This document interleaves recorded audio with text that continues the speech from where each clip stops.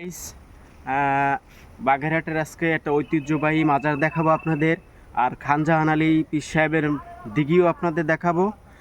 আসছি। আর আমার নাম হলো মোহাম্মদ জাকারিয়া মাহমুদ, সবাই ভালোবেসে বলে সুমালিয়া ধলা খান। আপনাদের মাজারটা দেখাবো, আপনারা দেখেন।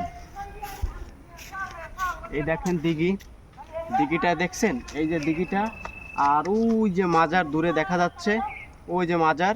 হ্যাঁ, আর এই যে দিঘির ভিতরে আমার নিজে হাতে বড়শি দিয়ে মাছ ধরা আছে। 25.5 কেজি মাছ আমি বড়শি দিয়ে নিজে উঠাইছি ওই পাশে ঘাট থেকে। আর এখানে আমার থেকেও বড় বড় মাছ আছে। কয়দিন আগেও আমি মেলার সময় দেখছি একটা কাতলা মাছ, সে আপনার হলো 1 মণ, একটু বেশি হয়েছে, 1 মণের একটু বেশি হয়েছে। মাছটা অনেক বড়। এর থেকে বড় বড় মাছ আছে। মাজারে কুমিরও আছে, আপনাদের কুমিরটা দেখাতে পারতেছি না।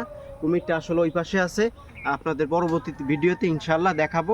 আর সবাইকে আসসালামু আলাইকুম। ভাই, এই সেই আমাদের খান জাহান আলী মাজারের কুমির। অনেক দিন পর ওর দেখা পেলাম, এখন ও খুব ভালোই আছে।